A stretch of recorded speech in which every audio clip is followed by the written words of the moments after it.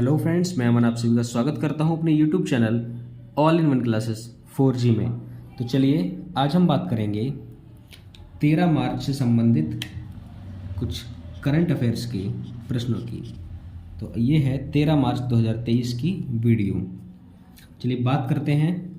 उससे पहले मैं आपको बताना चाहूँगा कि जितनी वीडियो आपकी छूट चुकी हैं उनको मैं धीरे धीरे कंप्लीट करा रहा हूँ। तो ये मैंने सुबह वीडियो अपलोड की थी 12 मार्च की और ये है 13 मार्च की वीडियो। ठीक है, चलिए बात करते हैं पहले प्रश्न की। तो पहला प्रश्न है, चीन की संसद के नए प्रीमियर के रूप में किसे नामित किया गया है? तो जैसे कि भारत में होता है प्राइम मिनिस्टर संसद को संबोधित करने के लिए, उसी तरीके से चीन की संसद में उनका नाम होता है प्रीमियर, उनको बोलते हैं प्रीमियर। और इसी के साथ तीसरी बार राष्ट्रपति के पद की शपथ ली है चीन के राष्ट्रपति शी जिनपिंग ने। ठीक, तो ये आपको याद रखना है। चलिए, इनका नाम क्या है जिन्होंने नए प्रीमियर की शपथ ली है? इनका नाम है ली कियांग। क्या नाम है इनका? ली कियांग। ली कियांग, इनका नाम है ली कियांग। अब बात करते हैं चीन। तो चीन की राजधानी आपको पता है बीजिंग, करेंसी है रेंगमिनबी और प्रेसिडेंट हैं शी जिनपिंग। और चीन ने अभी संचार उपग्रह जोंगसिंग 26, कौन सा है? जोंगसिंग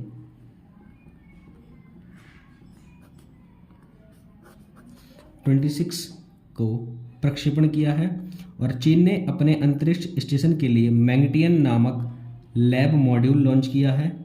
और चीन ने कोविड के खिलाफ पहला इनहेलेबल वैक्सीन लॉन्च किया है। ठीक है, और बस इतना ही था।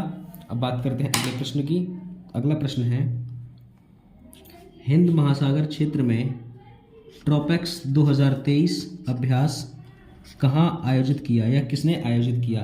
तो हिंद महासागर क्षेत्र में ट्रोपेक्स 2023 अभ्यास आयोजित किया गया है भारत के द्वारा। किसके द्वारा? भारत के द्वारा। चलिए बात करते हैं अपने अगले प्रश्न की ओर बढ़ते हैं। अगला प्रश्न है, दुर्लभ पतंगे की प्रजाति माइम्यूसेमिया सिलोनिका। तो दुर्लभ पतंगे की प्रजाति माइम्यूसेमिया सिलोनिका को किस राज्य में देखा गया है? तो इसे देखा गया है केरल में। किस राज्य में देखा गया है? केरल में। अब बात करें अगर केरल की, तो केरल के मुख्यमंत्री हैं पिनरई विजयन, गवर्नर है आरिफ मोहम्मद खान। और जो हाल ही का प्रश्न है वो ये है कि केरल में मनाया गया है अट्टुकल पोंगल।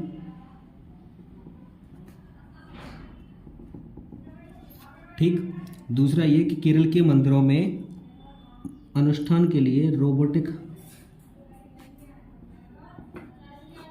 हाथी का उपयोग किया गया। और क्षेत्रीय भाषा में निर्णय प्रकाशित करने वाला देश का पहला हाईकोर्ट बना है केरल हाईकोर्ट। क्षेत्रीय भाषा यानी कि मलयालम में उसने इसको प्रकाशित किया है। ठीक, तो ये था केरल से संबंधित। अब बात करते हैं अगले प्रश्न की। तो अगला प्रश्न है हमारा, इलीगल माइग्रेशन बिल किस देश ने पेश किया है? तो इलीगल माइग्रेशन बिल किस देश ने पेश किया है? इसका आंसर है यूके। यूके यानी कि यूनाइटेड किंगडम। अब बात करें यूनाइटेड किंगडम की,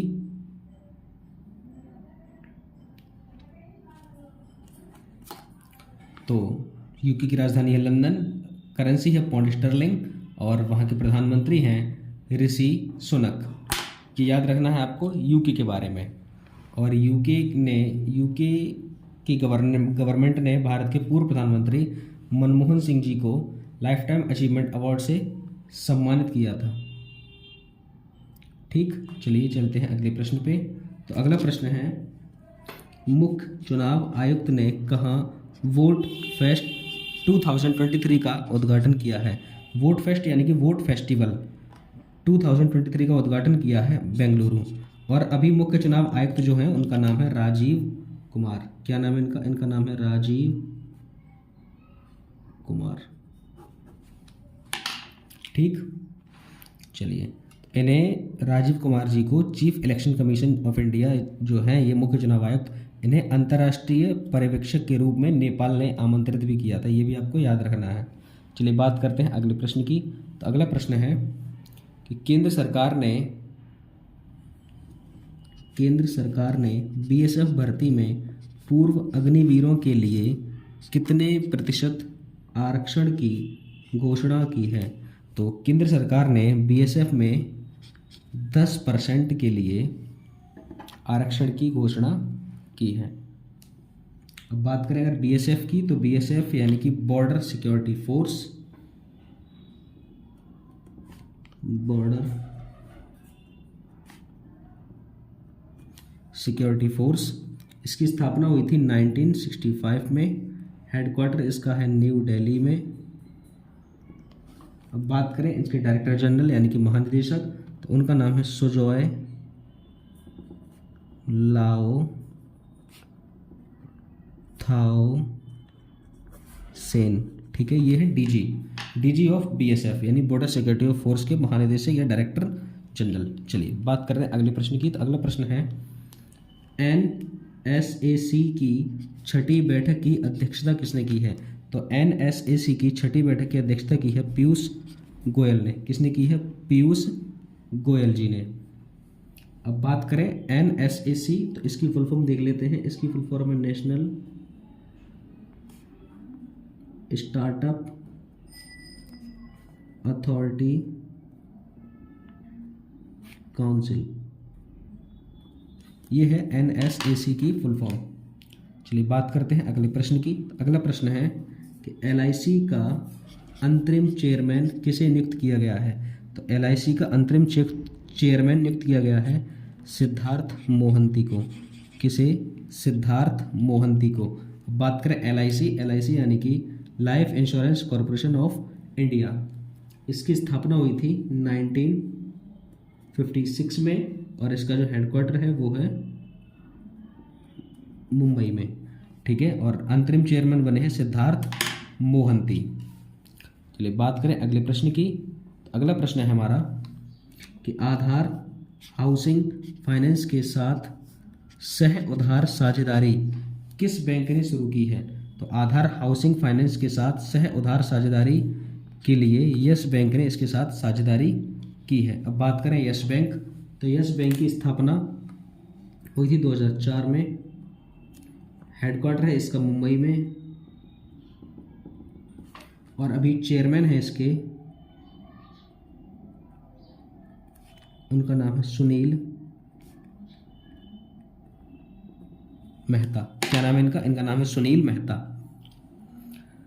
अब बात करें जो इम्पोर्टेंट अपॉइंटमेंट अभी हाल ही में हुई उनकी, तो अभी मैंने बताया था इलेक्ट्रिकल मैकेनिकल इंजीनियरिंग की कमान संभालने वाली पहली महिला अधिकारी बनी थी गीता राणा, और एक्सिस म्यूचुअल फंड का नया एमडी सीईओ बनाया गया था बी गोप कुमार को। प्रामेरिका लाइफ इंश्योरेंस ने पंकज गुप्ता को अपना नया एमडी सीईओ नियुक्त किया, और एस दुबे बने हैं भारत के नए लेखा महानियंत्रक, और सशस्त्र सीमा बल का नया महानिदेशक बनाया गया है रश्मि शुक्ला को। ठीक, तो ये कुछ इंपॉर्टेंट अपॉइंटमेंट थी, इनको आपको याद रखना है। अब बात करते हैं अपने आज के अगले प्रश्न पर। तो अगला प्रश्न है हमारा कि पार्किंग के लिए डिजिटल करेंसी स्वीकार करने वाली भारत की पहली मेट्रो कौन सी बनी है? तो पार्किंग के लिए डिजिटल करेंसी स्वीकार करने वाली भारत की पहली मेट्रो बनी है कोची मेट्रो। कौन सी मेट्रो? कोची मेट्रो। चलिए चलते हैं अगले प्रश्न पे। अगला प्रश्न है H3N2 इन्फ्लुएंजा वायरस से पहली मौत कहाँ दर्ज की गई? तो H3N2 इन्फ्लुएंजा वायरस से पहली मौत दर्ज की गई कर्नाटक में। किस राज्य में की गई? कर्नाटक में। और ये जो वायरस है ये मेनली इफेक्ट करता है 15 ईयर्स ओल्ड बच्चों को। ठीक है, और अगर बात करें कर्नाटक, तो कर्नाटक ने 54 साल बाद अभी संतोष ट्रॉफी जीती है, और प्रधानमंत्री नरेंद्र मोदी ने कर्नाटक में शिवमोगा हवाई अड्डे का उद्घाटन भी किया है, जो कमल के आकार का होता है, और इसको बनाने में लगभग 400 करोड़ रुपए की लागत आई है। और कर्नाटक सरकार ने अमृत नगरोत्थान योजना की भी घोषणा की है। कर्नाटक के मुख्यमंत्री ने 108 नमक क्लिनिक लॉन्च किए हैं, और कर्नाटक में एशिया का सबसे बड़ा हेलीकॉप्टर कारखाना खोला गया है। ठीक, ये था कर्नाटक से संबंधित। और कर्नाटक में मुख्यमंत्री हैं बसवराज बोम्मई, गवर्नर हैं थावर चंद गहलोत।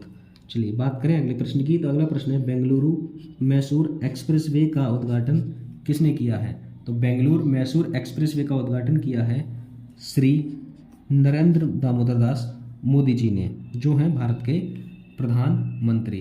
चलिए बात करते हैं हम आज की वीडियो के आखिरी प्रश्न की। तो आखिरी प्रश्न है, जारी आंकड़ों के अनुसार भूस्खलन सूचकांक में शीर्ष, यानी कि जो शीर्ष शहर हैं, जिले हैं, वो कौन से हैं?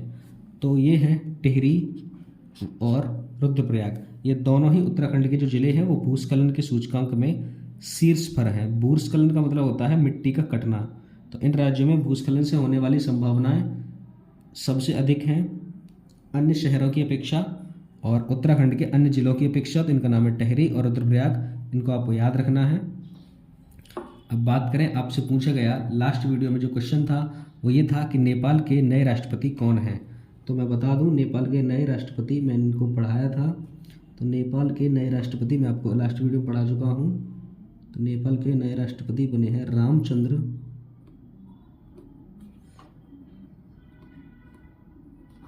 पौंडेला। इनका नाम क्या है? रामचंद्र पौंडेला। आज का जो आपका प्रश्न है वो ये है कि किसे देश का पहला इलेक्ट्रिक तीर्थ यात्रा गलियारा मिलेगा? किसे देश का पहला इलेक्ट्रिक तीर्थ यात्रा गलियारा मिलेगा? इसका आंसर आपको कमेंट बॉक्स में देना है। चलिए मिलते हैं नेक्स्ट वीडियो में, तब तक के लिए जय हिंद, जय भारत।